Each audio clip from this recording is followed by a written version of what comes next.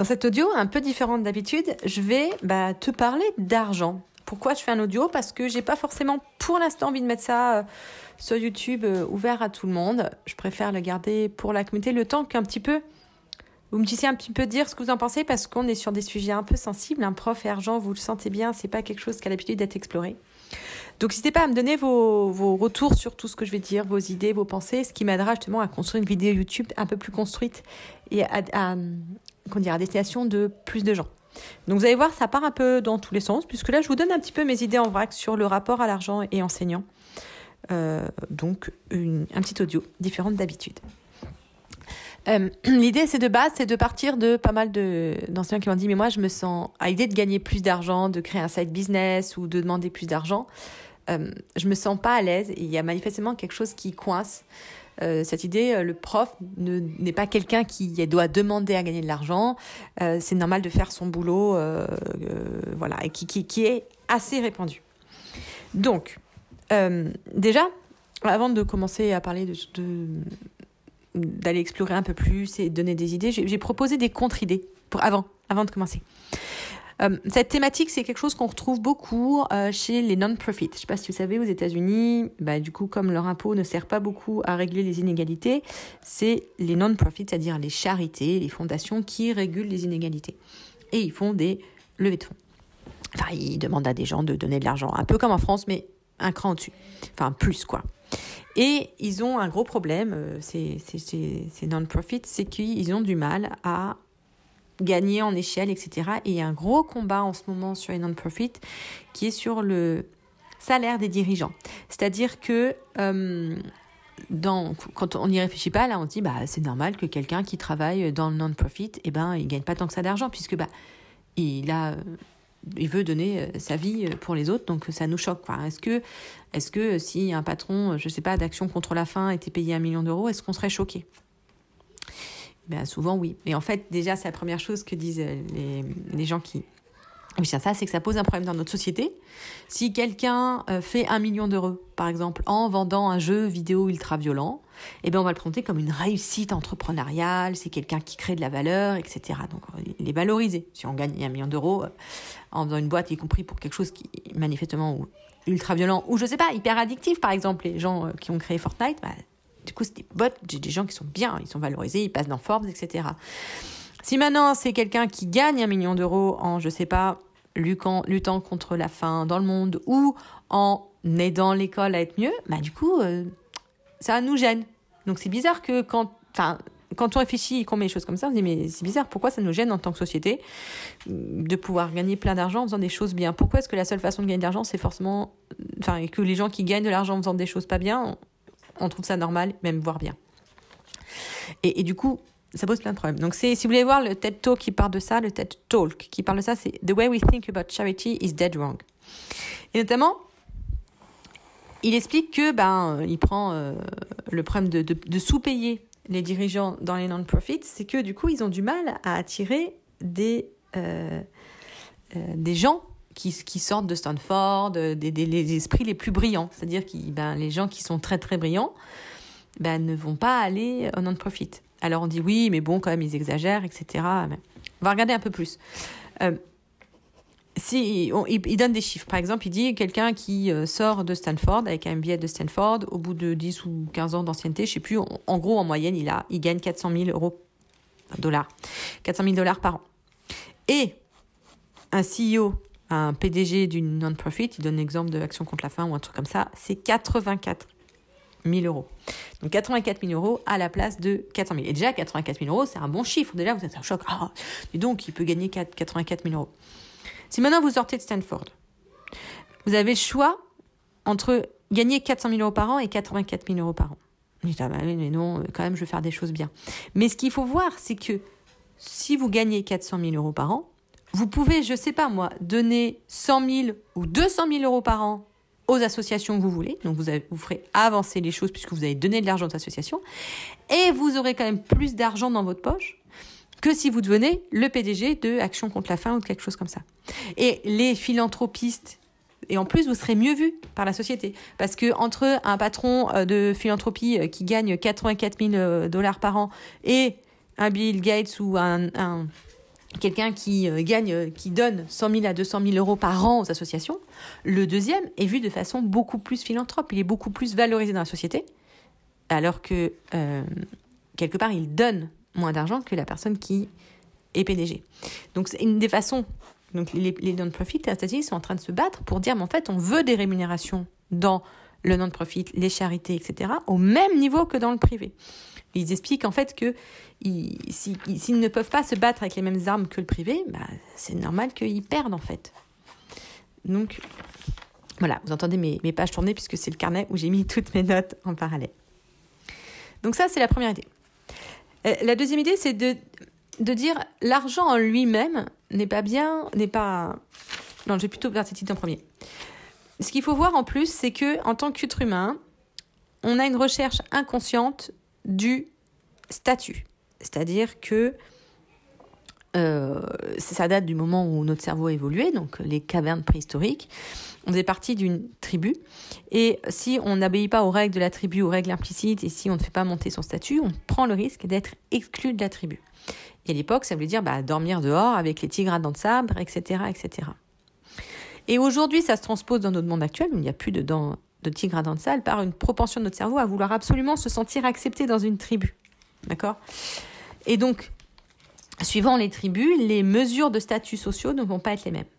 Et notre cerveau préhistorique, plus il a de statut, plus il va chercher de façon inconsciente le statut. Ça, c'est ce que montrent les psychologues, c'est qu'on recherche de façon inconsciente à monter son statut. Le statut va dépendre des sociétés, enfin des tribus dans lesquelles on est. Donc, par exemple, dans la tribu des banquiers, dans la tribu des financiers, pourquoi pas des entrepreneurs, il peut y avoir le statut qui est lié au chiffre d'affaires ou à l'argent. On fait de l'argent, on est bien vu. D'accord ? Un banquier qui fait de l'argent, il est mieux vu qu'un banquier qui ne fait pas d'argent. On voit bien que le statut est mesuré à l'argent. Mais c'est pas forcément partout. Par exemple, dans le monde du fitness, le statut va plutôt être mesuré soit aux apports caloriques, soit au corps qu'on a, soit à l'entraînement qu'on est capable de faire. Vous voyez, ce genre de choses. Donc les gens qui sont dans les tribus du fitness ne vont pas chercher à faire plein d'argent. Et donc la question qui se pose, c'est mais dans la tribu des profs, quels sont les marqueurs de statut ? Qu'est-ce que c'est qu'un bon prof ? Et moi, ce que j'analyse, mais je pense que les analyses, chacun peut les faire, mais moi, ce que j'analyse, c'est que déjà, un bon prof, c'est quelqu'un qui est valorisé par l'institution comme étant un bon prof. Donc, c'est quelqu'un qui travaille beaucoup. Notamment, c'est quelqu'un qui se surinvestit beaucoup, qui fait beaucoup, vous savez, tous ces projets, tous ces trucs qu'on vous demande et qu'ils n'ont pas payé, mais qu'il faut faire. Et d'ailleurs, on le voit bien parce que l'institution, elle valorise, si on regarde qui elle valorise, c'est-à-dire les IPR, les chefs d'établissement, ce ne sont quasiment tous que des gens qui se sont surinvestis et qui, en conséquence de leur surinvestissement, ont gagné de la promotion sociale et ont monté en statut dans notre tribu des profs. Donc, dire « moi, je ne veux pas me surinvestir et au contraire, je veux gagner de l'argent », parce que le surinvestissement, c'est donc de la perte d'argent, si vous voulez, la perte d'argent fait monter en statut chez les enseignants. Et donc dire « mais moi, je m'en moque, je veux gagner de l'argent », ça veut dire « je vais perdre en statut ».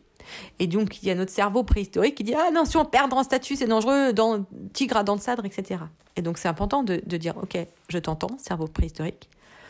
Probablement, ce n'est pas ce qui va se passer, mais il y a tout un réencodage à faire et ça, c'est important à réaliser. »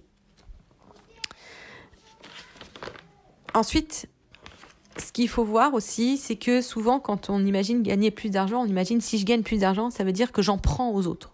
Donc c'est mauvais parce que je vais prendre de l'argent aux autres. Alors ce qu'il faut voir, c'est que l'argent, c'est pas un stock, c'est un flux. Si, en fait, quelque part, on n'est pas riche de ce qu'on possède, on est riche de ce qu'on peut dépenser. Si par exemple on est dans un système à 2 personnes et que moi je te donne 200 € parce que je t'achète quelque chose, et ben du coup ces 200 € que tu vas pouvoir les utiliser pour m'acheter des choses à moi. Les dépenses des uns sont les revenus des autres et vice versa. Donc augmenter les dépenses des autres, donc augmenter ses revenus, c'est aussi se permettre de dépenser plus et donc d'augmenter les revenus des autres. Quelque part, il y a une notion de flux. C'est comment est-ce que l'argent circule. Donc gagner plus d'argent, ça ne veut pas dire en prendre plus aux autres, ça veut dire être plus en capacité de pouvoir en donner aux autres. Vous voyez, le changement, c'est pas gagner plus d'argent, c'est pas en prendre plus aux autres et du coup les autres sont plus pauvres. Non, gagner plus d'argent, ça veut dire être capable de pouvoir en donner plus aux autres et du coup les autres sont plus riches. Ça, c'est hyper important à comprendre. Et donc l'argent, c'est ça. C'est le pouvoir de changer le monde comme on veut. Et pour donner l'exemple, il faut savoir qu'environ la moitié des sous qui ont été nécessaires à la reconstruction de Notre-Dame ont été fournis par les milliardaires français. Bernard Pinault, là je crois que c'est ça, Bernard Arnault, Pinault, enfin bref, tous ces gens-là, ils ont donné la moitié de l'argent. C'est-à-dire que eux, comme ils ont beaucoup d'argent, ils peuvent décider de ce qui va être fait en France, en fait. C'est eux qui décident des choses parce qu'ils ont beaucoup d'argent. Donc là, ils ont décidé que Notre-Dame voulait être reconstruite. Bon, c'est ni bien ni pas bien, c'est leur décision à eux. Et ce qu'il faut voir, c'est que moi, en décidant de gagner plus d'argent, moi, prof, en décidant de gagner plus d'argent, ça veut dire que je me donne aussi le pouvoir de faire ce que moi, je décide avec cet argent. D'accord ? Et notamment, je peux décider de servir cet argent pour combattre les inégalités, par exemple, en donnant à des non-profit, à des charités. D'accord ? Normalement, l'impôt est censé faire ça. Je vous ferai à la fin quelque chose, peut-être. Si vous me demandez, je vous ferai quelque chose sur la notion de service public. Qu'est-ce que c'est que le service public ?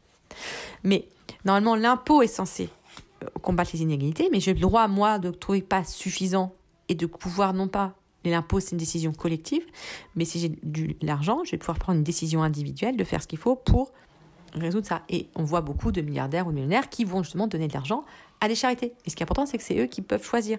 Ils ont beaucoup plus Voilà, l'argent, c'est le pouvoir de changer les choses. Et le problème de laisser l'argent aux autres, c'est qu'en fait, on laisse aux autres le pouvoir de décider des choses. C'est le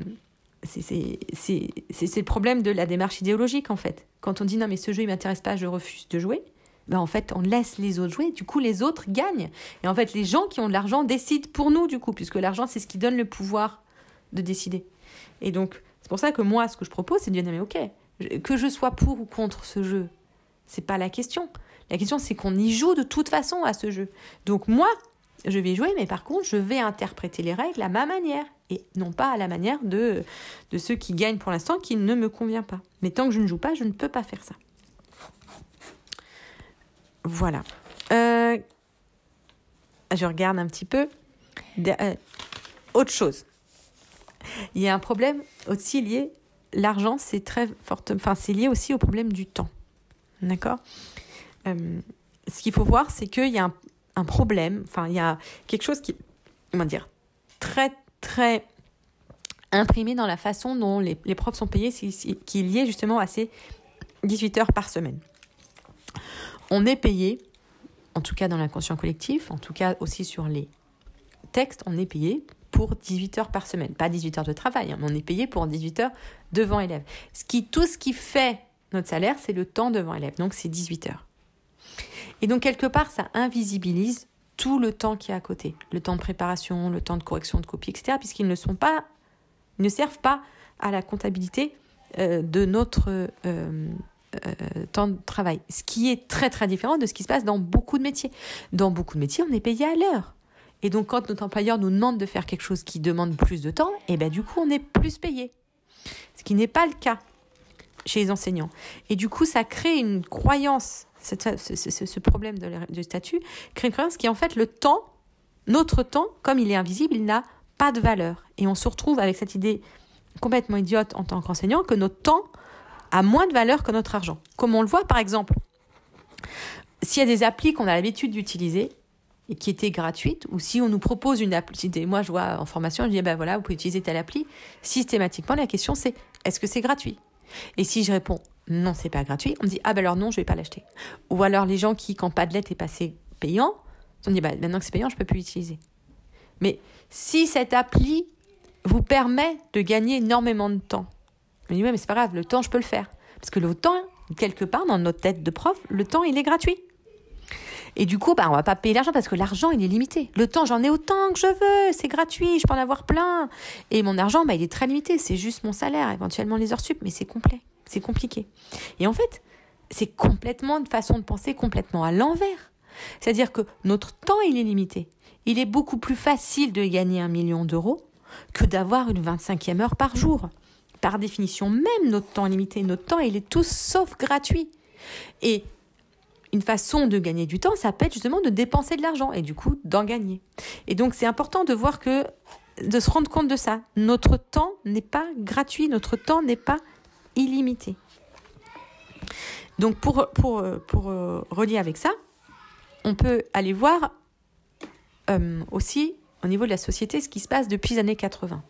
Depuis les années 80, donc, eh bien, en fait, il y a en gros une baisse du salaire des profs. Une grosse baisse, parce que si on reprend le salaire qu'avaient les enseignants en 1980, on retrouve que le salaire, je crois que le salaire d'embauche des profs serait à 3 000 euros et le salaire médian serait autour de 4 500, 5 000 euros.